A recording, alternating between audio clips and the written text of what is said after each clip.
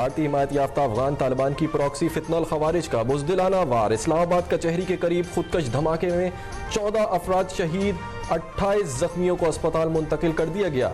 Motorcycle पर सवार हमलावर ने कचहरी में दाखिल होने की कोशिश की, पुलिस के रोकने पर खुद को धमाके से उड़ा लिया।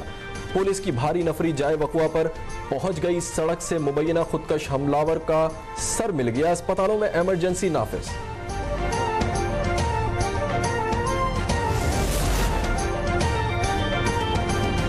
कैडेट कॉलेज के अंदर मौजूद 3 ख्वारिज के खिलाफ ऑपरेशन जारी। तीनों ख्वारिज का ताल्लुक अफगानिस्तान से बताया जा रहा है।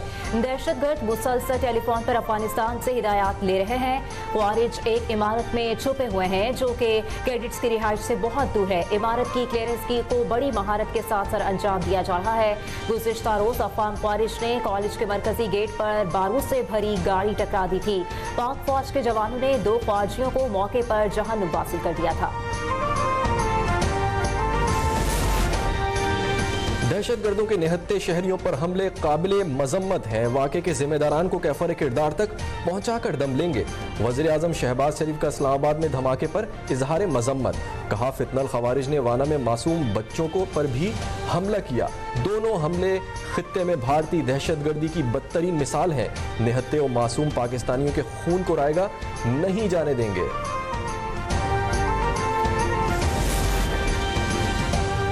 खुदकुश हमला आवर की शनाख्त पहली तरजीह है। गुज़िश्ता रोज वाना में भी गाड़ी सवार खुदकुश हमला आवर एंट्री पॉइंट पर फटा हुआ, वहाँ भी इलाके की क्लियरेंस जारी है। वफाकी वज़ीर दाखिला मोहसिन नकवी की गुफ्तगू। कहा, वाना हमले में अफगानिस्तान मुलव्विस है।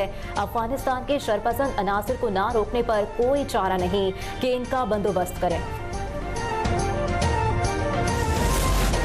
अफगान हुकूमत से कामयाब डायलॉग की थोड़ी सी उम्मीद थी। इस्लामाबाद खुदकश हमले के बाद देखना पड़ेगा।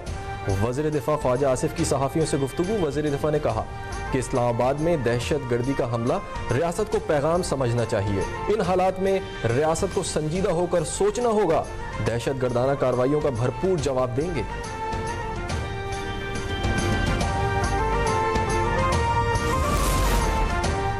भारत में जो हुआ, तहकीकाती रिपोर्ट मंजर-ए-आम पर आनी चाहिए। हिंदुस्तान पाकिस्तान पर इल्जाम तराशी के बजाय सबूत दे। पीपल्स पार्टी के रहनुमा नियर हुसैन बुखारी की पिम्स अस्पताल के बाहर मीडिया से गुफ्तगू। कहा कि हिंदुस्तान अफगान तालिबान को इस्तेमाल करके पाकिस्तान में दहशतगर्दी कर रहा है।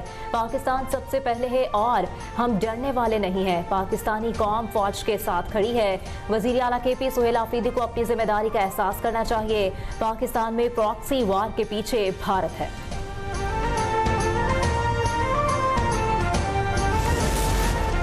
27वीं आईनी तरमीम का मुसवदा कौमी असम्बली में पेश। वफाकी वज़ीर कानून आज़म नज़ीर तारड़ ने आईनी तरमीम पेश की। कहा कि ऐवान इस तरमीम के निकात पर बहस करे और जब मुनासिब समझे तो वोटिंग करा दी जाए। वज़ीर कानून की तकरीर के दौरान अपोजिशन का एहतजाज, नारेबाजी।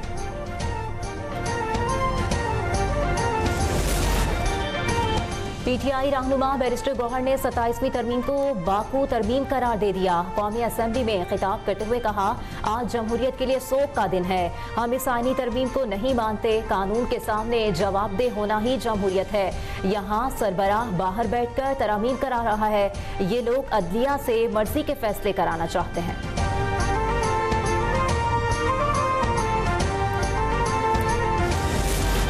सदर का ओहदा एग्जीक्यूटिव नहीं है। इस्तिस्ना देकर मुमालिक में भी सुदूर को हासिल है। सदर को ये डर तो ना हो कल को उन पर तलवार लटकती रहे। पीपल्स पार्टी की रहनुमा शाजिया मरी का कौमी असम्बली में खिताब। कहा, हम सूबाई खुद मुख्तारी के लिए पुरअज़्म है। खैबर पख्तूनख्वा हुकूमत लोगों के मसाइल पर तवज्जो नहीं देती।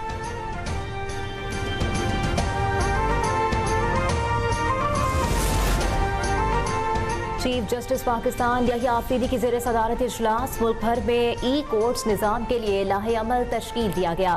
अदालती निज़ाम को ज़्यादा शफाफ और अवाम दोस्त बनाने के लिए मुख्तलिफ उमूर का भी जायजा। चीफ जस्टिस का कहना था, अदलिया का डिजिटल ट्रांसफॉर्मेशन अवामी मफाद पर मबनी है। मकसद कारकर्दगी को बेहतर बनाना है। तमाम स्टेक होल्डर्स को इस अमल में शामिल किया जाएगा।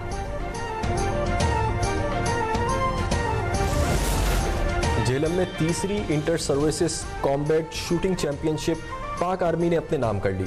इख्तितामी तकरीब में फील्ड मार्शल की बतौर मेहमान खुसूसी शिरकत। फील्ड मार्शल सैयद आसिम मुनीर ने शुरका की शानदार कारकर्दगी को सराहा। कहा, निशानाबाजी में महारत को हमेशा फौजी तरबियत का बुनियादी मकसद रहना चाहिए। फील्ड मार्शल ने मिलिट्री कॉलेज जहलम की 100 साला तकरीबात में भी शिरकत की। सदी यादगार और कॉलेज म्यूजियम का इफ्तिताह किया। फील्ड मार्शल सैयद आसिम मुनीर की यादगार शोहदा पर हाजिरी, फूलों की चादर चढ़ाई।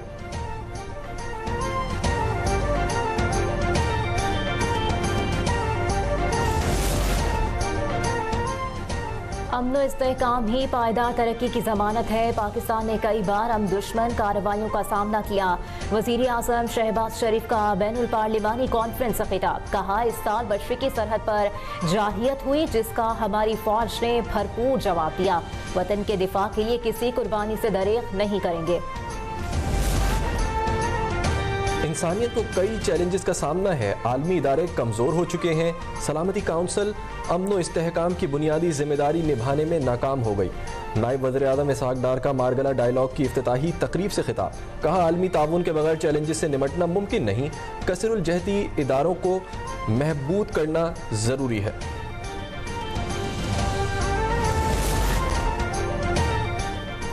ब्राजील में COP30 कॉन्फ्रेंस में पाकिस्तान पवेलियन कायम। वज़ीर आला पंजाब मरियम नवाज ने इफ्तिताह किया। खिताब करते हुए कहा कि मौसमियाती तब्दीलियों के बायस पाकिस्तानियों को शदीद मुश्किलात का सामना है। मौसमियाती अब पेशगोई नहीं बल्कि एक खतरा बन चुका है। माहौलियाती तब्दीली से निपटने के लिए जदीद टेक्नोलॉजी बरूए कार ला रहे हैं। पंजाब हुकूमत ने एयर क्वालिटी बेहतर बनाने के लिए इकदाम किए। पाकिस्तान मौसमियाती तब्दीली से मुतासर होने वाले 10 ममालिक में शामिल है। सैलाब से लाखों एकड़ फसलों को नुकसान पहुंचा। 26 लाख अफराद को रेस्क्यू किया गया। अभी सब्सक्राइब करें ताकि कोई खबर रह न जाए।